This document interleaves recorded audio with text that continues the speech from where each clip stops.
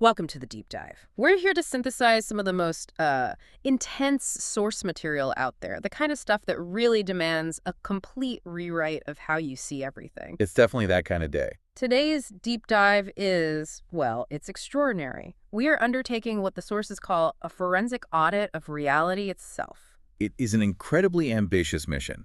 The sources we've compiled, they challenge the most foundational assumptions of modern science, of cosmology, of history. We're not just debating dates on a calendar. Yeah. We are exploring a completely different model of the universe.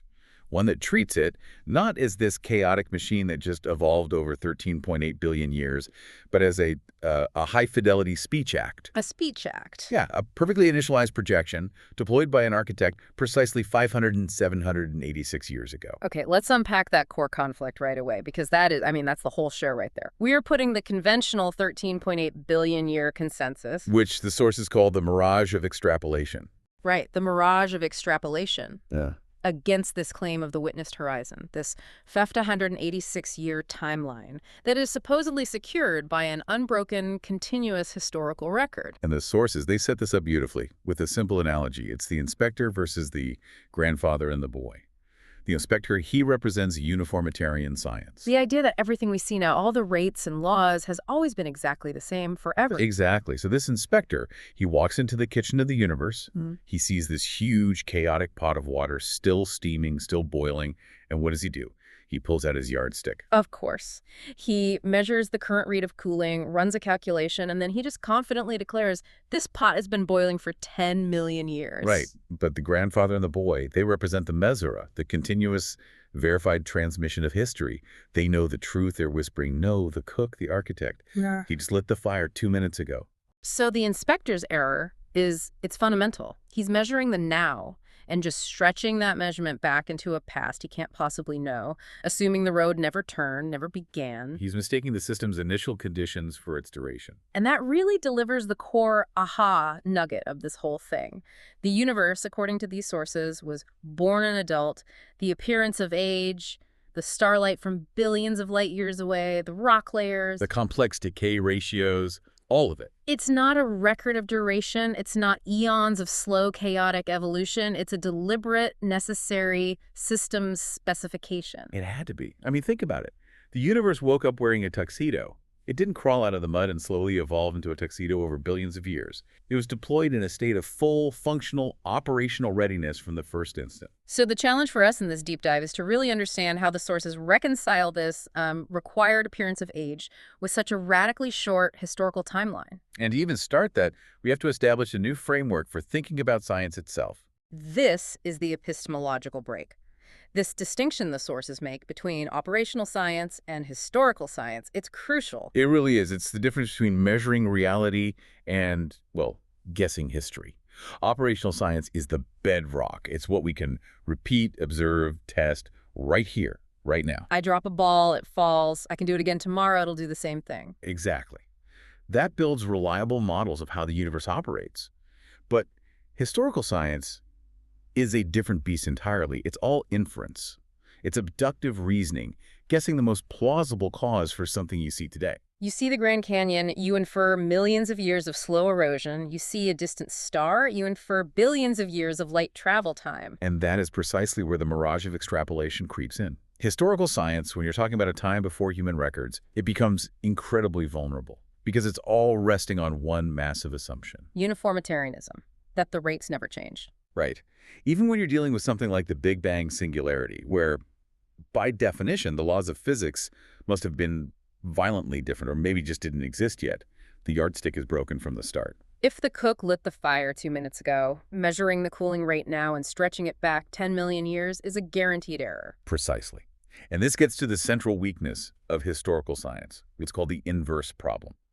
You could have multiple completely contradictory historical models ontologies that produce the exact same results in the present. So Model A, 13.8 billion years, and Model B, a 507.86-year initialization with some kind of accelerated physics.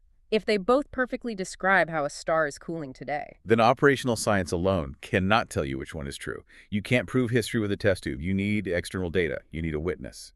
This sounds like that Mario analogy we flagged. How does Hmm. this idea of initialization just leapfrog the whole problem of complexity taking time? The analogy is perfect for this. Imagine you're just staring at a super high-def video game screen. You see these incredibly detailed, pixelated mountains, deep valleys, clouds moving. The inspector, our uniformitarian scientist, he analyzes the screen. He calculates eons of erosion, plate tectonics, weather cycles to create that complexity. But he missed the most important detail. He missed the power button being pressed 1 second ago. The complexity didn't have to be earned through time, it was just there. It was initialized. Exactly. And this is the necessity of what the sources call functionally mature initialization, starting at the finish line. If the universe started as a baby, if every atom had to slowly clump together, we wouldn't have air to breathe. We wouldn't have stable gravity. The system had to be fully deployed from the moment of activation. The sources bring up this ancient concept, Comathum, the tree born old. I think we need to spend a minute on this because it feels like the key. It is. Comathum describes the idea that when the first tree was created, it wasn't a seed, it was a full-grown tree. And crucially, it was created with 700 tree rings already inside it. But those rings weren't birthdays. No, not at all. They were structural bones. They were the necessary internal scaffolding for the tree to actually stand, to process nutrients, to be part of the ecosystem immediately. So if you cut that tree down on day one, you would measure 700 years of age. But the actual history is just one day. The appearance of age is a functional requirement, not a historical record. That is the core distinction. And this principle is then applied to the entire cosmos. They call it the starlight precedent. This is the big one, the light travel time problem. How do we see stars billions of light years away in a young universe? The uniformitarian answer is simple. The light traveled for billions of years. But the initialization answer is completely different. The sources argue the cosmos was initialized in full stature, and that includes the light path already connecting the distant star to the observer's eye. So it's not like the light was a photon that was shot out and traveled. It's more like the whole connection was created at once. Think of it less as a journey and more as an instantaneous projection. The whole universe is this massive, interwoven tapestry of light. And when the power was switched on, the entire image appeared at once, complete with the light beams already in place. So the light itself was a required initial condition. Why? For stability. For the universe not to just fly apart, it needs gravitational and thermal equilibrium from the very first moment. Stars need to know where other stars are.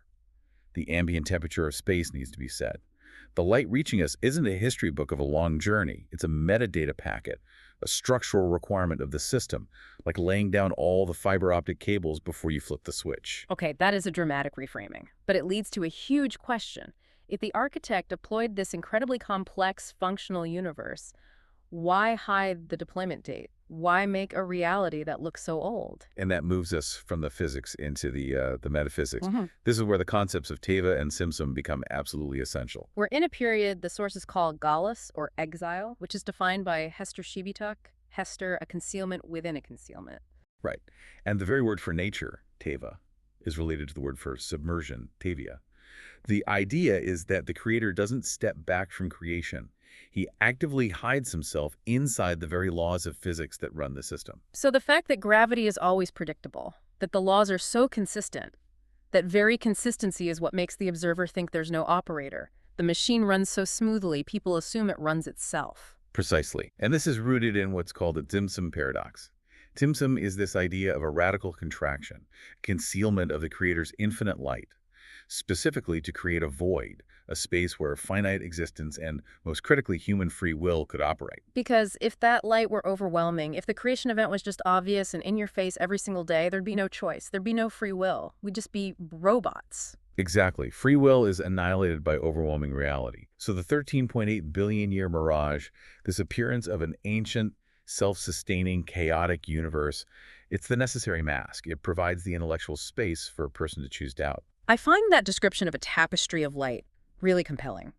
If the universe is this projection, are the sources saying it's just what we see on the surface? Or is there more to it? Oh, much more.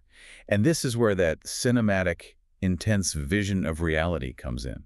The physical universe we see, which they call Melchit, the terminal kingdom, is just the surface layer of the projection, but it's constantly being woven, atom by atom.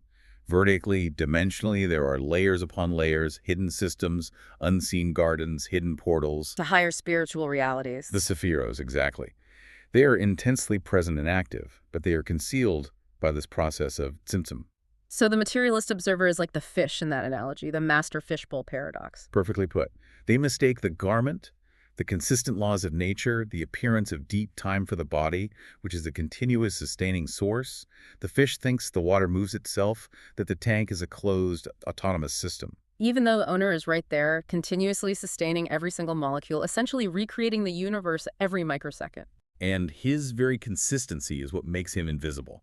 The inspector measuring the 10 million years is just confusing the sheer weight of the creator's infinite sustaining essence with the duration of time. Okay, so if the universe is a projection wearing this 13.8 billion year disguise for the sake of free will, for the sake of choice, then logically there must be cracks in the disguise.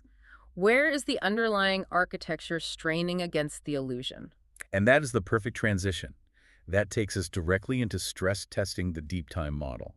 We need to look at the physical data where the initialized architecture is, you could say, struggling to maintain the illusion of eons. So we start with a pretty big claim that the standard deep time model is in a systemic crisis, that the lambda CDM model, the current cosmological framework, is basically being held together with tape. Well, the sources argue it's held together by inventing things that we can't see or detect. This is the whole issue of the dark sector as a fudge factor. The standard model requires that 95% of the entire universe. 95%. Yes, the vast majority of reality is composed of two completely unobserved things: dark matter, which provides extra gravity, and dark energy, which supposedly drives the accelerated expansion of the universe. So you're telling me the entire edifice of modern cosmology is built on a model where the main engine, the thing doing 95% of the work, is a complete mystery. It's hypothetical. It's more than hypothetical. It's an auxiliary hypothesis. It's a fudge factor you have to add to the equation to make it balance.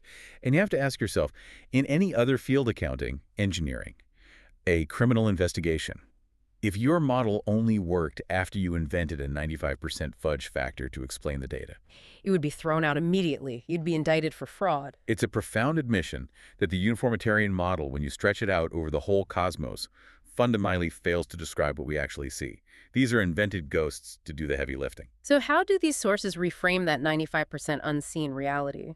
If the universe is a layered projection, what are dark matter and dark energy supposed to be? They're reframed as system overhead. The sources suggest that dark matter and dark energy are actually the gravitational and inflationary artifacts of higher dimensional structures, the Ormakif, or the surrounding light, which encompasses our physical manifold. So our physical universe is just the terminal output screen. The dark sector isn't some weird unknown physics within our universe. It's the observable pressure from the massive hidden host machine that's running the whole simulation. That's a great way to put it. It's the vast hidden source code, the upper layers of that tapestry of light, exerting pressure on the visible screen. And it explains why dark energy feels like this constant pushing everything apart. It's the pressure from the infinite boundary of the system, trying to return the finite creation back to its infinite source. And this idea of an initialized, mature universe, it predicts we should find fully formed structures right at the beginning of time. And the sources point directly to recent data from the James Webb Space Telescope, this so-called red monster crisis. This is huge. It's very recent, and it's profound data that flat out contradicts the deep time model. JWST has found these giant, fully grown, complex galaxies, the red monsters, way out at the supposed edge of the observable universe, just a few 100 million years after the Big Bang. When, according to the standard story, the universe should still be a baby. It should just be small, messy, disorganized blobs of gas and stars. Right. It takes billions of years, supposedly, for galaxies to merge and accumulate the mass and the complex structure we see in these red monsters. Finding them at the earliest epochs is a massive stress test on the narrative. The universe should not have woken up wearing a tuxedo, complete with supermassive black holes and perfectly organized spiral arms. Their very existence demands some kind of immediate initialization. It's a huge problem for the standard model. So let's drill down from the cosmos to our own backyard, to Earth. The sources call these terrestrial anomalies or physical stop rules, things that put a hard upper limit on the age of our planet. Let's start with the moon, which they call the lunar fuse. This is a really robust mechanical clock. It's based on the physics of tidal friction. We know from laser ranging experiments that the moon is moving away from the Earth right now. We can measure it. It's about 3.8 centimeters per year. Okay, so if the Earth-Moon system is supposed to be 4.5 billion years old, you just run that calculation backward. But it's not a straight line, is it? No, and that's the key. It's governed by the inverse sixth power law of tidal dissipation. And what that means, for those of us who don't remember our physics class, is the relationship is explosive. The closer the moon is to the Earth, the exponentially faster it recedes. So when you run the clock backward, the rate just skyrockets. It skyrockets, and you hit what's called the Roche limit, the point where the moon would literally be touching the Earth, or be so close that Earth's gravity would have ripped it apart at approximately 1.4 billion years ago. Wait a minute. If the moon would have crashed into the Earth or been destroyed 1.4 billion years ago, how can the system possibly be 4.5 billion years old? It falsifies the timeline by a factor of 3. It acts as a hard physical stop rule. And what secular models have to do is they have to invent another fudge factor. They have to hypothesize that, for some unknown reason, tidal friction was mysteriously and dramatically lower for 90% of Earth's history, even though their own geologic record shows consistent ocean patterns. The observable rate just points to a much younger system. Exactly. And we see a similar chemical stop rule in the oceans with the sodium paradox. Okay, break this one down. The ocean is like a giant bucket with no drain. Rivers are constantly dumping dissolved solids into it, including about 450 million tons of sodium every single year. The sources do a careful analysis, giving the most generous estimates for how sodium gets removed from the ocean. Through things like sea spray or salt flats. Right, and even with those generous estimates for removal, the oceans cannot be older than 62 million years, maximum. 62 million. That's less than 2% of the supposed 4.5 billion year age of the planet. If the oceans were really that old, they would be solid blocks of salt by now. You're just ignoring the basic chemistry of the water. Okay, so from mechanical to chemical, now let's go nuclear. The helium retention paradox. This one sounds like it puts the two timelines in a direct head-to-head collision. It's a classic forensic problem. We use zircon crystals found deep in the Earth to date the planet. They have uranium in them, which decays into lead, and the ratio gives us that billions of years age. Right, that's the perceived age. But that decay process also releases helium gas. And helium is tiny, it's a noble gas. It should leak out of the crystal lattice very quickly, especially in the heat of the deep crust. So the helium is like a temporary byproduct that should just disappear. It should be long gone. Kinetic models of gas diffusion show that all the helium should have escaped those crystals in less than 100,000 years. But when they drill core samples and analyze the zircons, they are still saturated with massive amounts of helium. So you have a nuclear clock saying billions of years and a gas diffusion clock in the exact same crystal saying less than 100,000 years. That's a staggering contradiction. It forces the conclusion of what the sources call cool acceleration. The nuclear clock, the uranium decay, must have run incredibly fast to produce all that lead, but the thermal effect was decoupled.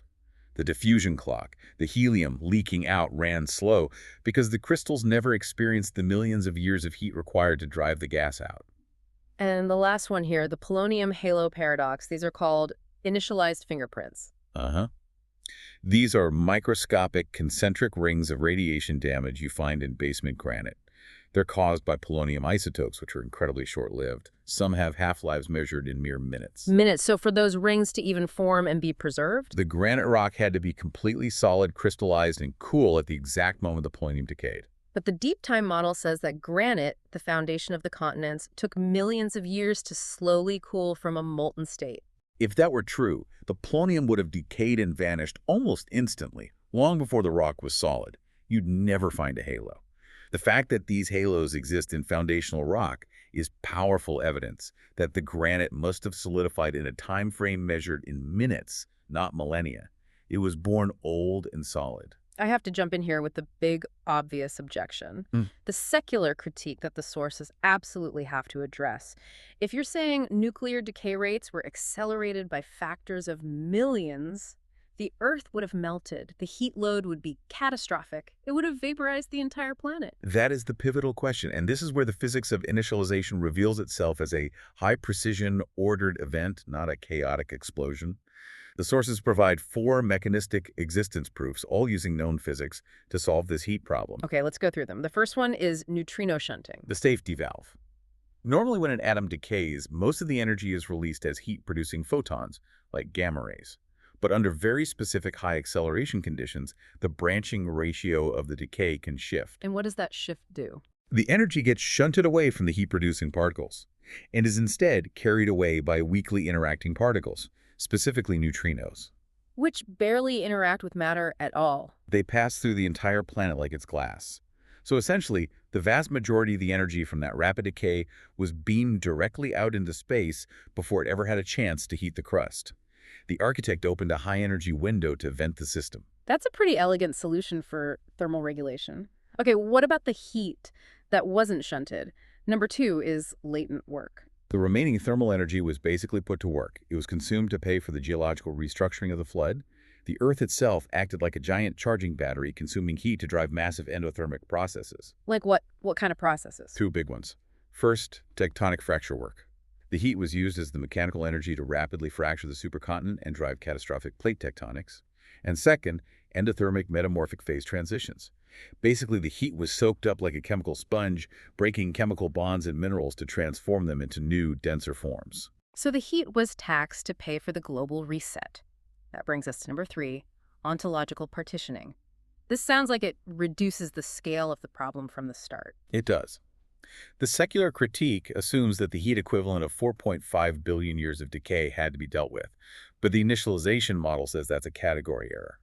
The heat problem only really applies to the fossil-bearing strata, the sedimentary layers that represent actual historical decay and death that happened after initialization. But the vast bulk of the Earth's mass is the foundational basement rock, the granite. Exactly, and that rock never historically decayed. It was created with the decay ratios already embedded as structural metadata, like the tree rings. So by partitioning the problem, you remove about 99% of the required thermal load before you even start. And finally, the chameleon mechanism. This sounds like a way to contain the event to stop the sun from exploding if physics went haywire on Earth. It is the ultimate systemic failsafe. It relies on theoretical physics involving scalar fields, whose mass can change based on the local density of matter. How would that work? The high density of the Earth, especially with all the water of the flood, would cause the scalar field to have a high mass locally. This would allow for the extreme, rapid acceleration of physics just on our planet. But out in the lower density vacuum of space, the field would maintain its low mass state, which would keep the sun burning normally. The rules were stretched locally, not universally. So we move from the deep physics of the Earth to the surface to the record of history. Section 3 challenges uniformitarianism, slow, gentle change, with catastrophism, which the sources call the delete key. Right. The geologic column is always presented as this perfect timeline, laid down slowly, layer by layer. Catastrophism argues it's mostly the result of a rapid, high-energy global flood, and the classic evidence for this is polystrate fossils. These are the fossilized trees you see standing straight up, cutting through multiple rock layers. Correct. In the standard model, those different layers could represent millions of years of time. But for a tree to be preserved like that, it has to be buried rapidly, all at once. It can't stand there for a million years waiting for the next layer of mud without rotting away to nothing. So its very existence proves the layers were deposited quickly, likely in a single massive event. And this leads to the idea of hydrodynamic sorting. The neat order of the geologic column, simple fossils at the bottom, complex ones at the top, it might not be a timeline of evolution at all. It could just be how water sorts things. Precisely. Based on density, size, shape, drag. We see it happen today in underwater landslides. The geologic column could be a record of hydraulic physics, not chronology. The sources even suggest that the rhythmic layering we see might be from massive global tides or standing waves called seiches, sorting particles rapidly and repeatedly. And now we get to what might be the biggest problem of all for the dip timescale, the soft tissue paradox. This is maybe the most powerful physical falsification there is. The sources are clear. We are consistently finding flexible vasculature, blood vessels, and original proteins like collagen in fossils that are supposedly over 68 million years old. And that just shouldn't be possible. It's not possible. Time is the universal solvent. Kinetic decay models are very clear. Collagen, even in the best possible preservation conditions, should be completely gone in less than a million years, probably much less. So the presence of the protein is a physical fact that just fundamentally breaks the timeline. Yes. And the secular community has had to propose all these exotic preservation mechanisms, but none of them really overcome the basic laws of chemistry and thermodynamics. The fact that the tissue is there points directly to a rapid burial in a young timeline. Okay, let's shift to biology. The sources point to a massive mathematical wall called the waiting time problem. Right. The standard story of evolution is this slow, steady accumulation of beneficial mutations. But to get a new complex function, like a new protein, you don't just need one mutation. You often need a specific coordinated sequence of several mutations to happen together. And the intermediate steps don't help. Not at all. They're either neutral or harmful. Natural selection is blind to them. It can only see the final complete sequence once it appears by pure chance. And the math on that is just brutal. It's crushing. For a population the size of our supposed primate ancestors, the waiting time just to get a specific sequence of two coordinated nucleotides fixed in the whole population is about 216 million years. 216 million years for just two letters. And how long does a standard model give for the whole transition from ape-like ancestor to human? About 6 million years. And we're not talking about two letters. Recent genetics suggests hundreds of millions of specific coordinated genetic differences. You can't mathematically get hundreds of millions of changes in 6 million years when it takes 216 million years just to get two. It's a statistical absurdity. And if that wasn't enough, there's the diamond paradox. The atomic check engine light of the planet. Carbon-14 has a very short half-life, about 5,730 years. Any C14 signal should be completely gone in less than 100,000 years. But diamonds are supposedly the oldest, most contamination-proof vaults on Earth. Billions of years old. Yet high-precision mass spectrometry consistently finds a live carbon-14 signal inside these billion-year-old diamonds. Finding a live signal in a dead vault proves the vault is young. It proves the carbon manifold itself, the source material for the diamonds, cannot be that old. It aligns perfectly with a young 5,786-year window. And what's more, the C14 in our atmosphere today is being formed faster than it's decaying, which suggests the whole system is in a non-equilibrium state, pointing to an age of less than 30,000 years. This all leads to a really radical reinterpretation of the fossil record, especially dinosaurs. The sources frame them as grotesque hybridizations, the malware of history. This requires seeing the pre-flood world not as a pristine Eden, but as a deeply corrupted system. The primary source describes the world as nischasa corrupted, and it specifies the type of corruption.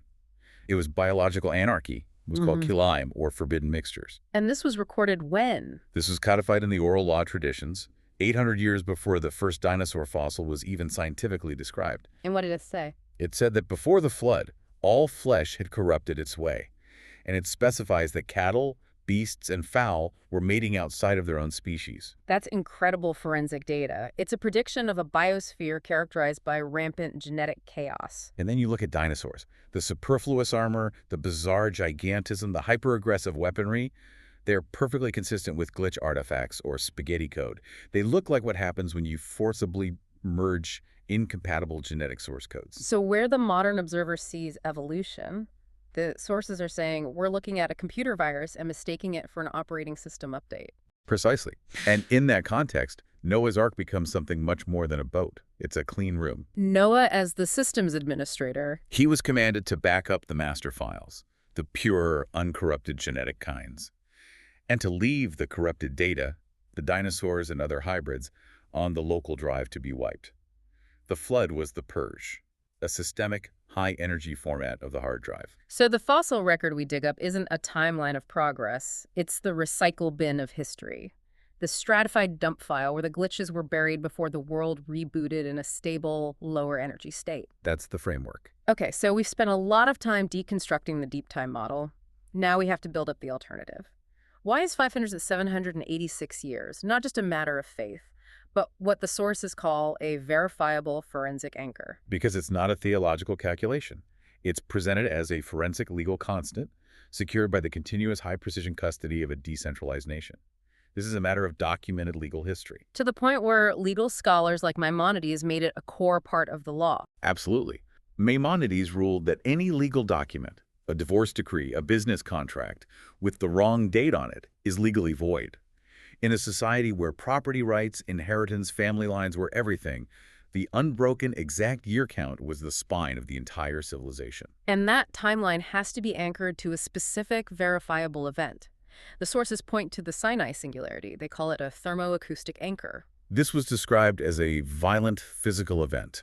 an invasion of the finite by the infinite that shattered the known laws of physics.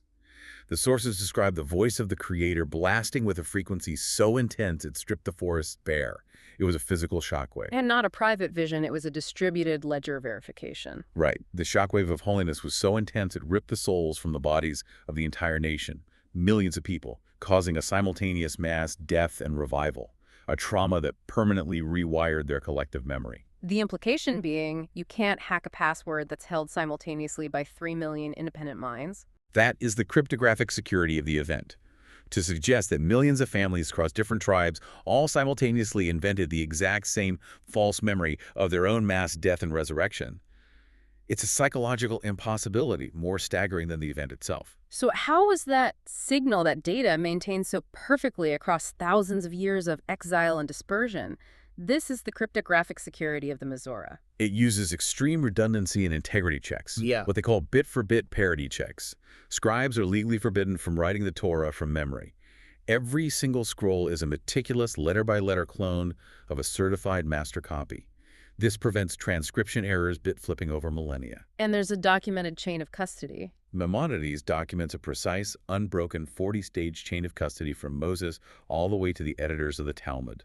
This functions exactly like a Byzantine fault-tolerant system in computer science, which is designed to keep decentralized data consistent even if some of the nodes are corrupt. And the final security protocol, paradoxically, was the dispersion itself, the diaspora anti-hack protocol. A centralized database is easy to corrupt, but the geographic dispersion of the nation acted as the ultimate decentralized backup. To change the year count, an enemy would have to execute a simultaneous 51% attack on thousands of independent, isolated family nodes across 3 continents, all at the same time, and get them all to agree on the same new fake number. The fact that communities in Yemen and Poland and Babylon all maintain the exact same year count and calendar proves the signal is secure. It's like a massive global blockchain, secured by millions of synchronized nodes. And this isn't all just self-referential. The sources point to hard external confirmation, hostile node verification. Right, from the archives of their enemies. The Renepta Still, from 1208 BCE, is an Egyptian inscription that explicitly names Israel as a people, right where the Torah says they should be, right at the end of the Exodus generation. And the most important royal line is also confirmed by an enemy. Yes. The Tel Dan Stele from the 9th century BCE. It's a monument from a hostile king boasting about his victories over the House of David dynasty. It confirms the historical reality of David's royal line, a core coordinate of the entire narrative. But the most powerful check on the text's age has to be the Kitef Hinnom silver scrolls. These are just incredible, tiny silver amulets from the 7th century BCE. And rolled up inside is a word-for-word copy of the priestly blessing from the Book of Numbers. And secular critics often claim the Book of Numbers was written centuries after that. Exactly. This proves the text was immutable, it was canonized, it was in physical use as a sacred text over a century before they claim it was even fabricated. The signal was a secure, read-only file. All of this brings us to what the sources call the final checkmate, the parasitic loop, or the inversion of authority. This is the critical logical flaw in the whole secular dating system.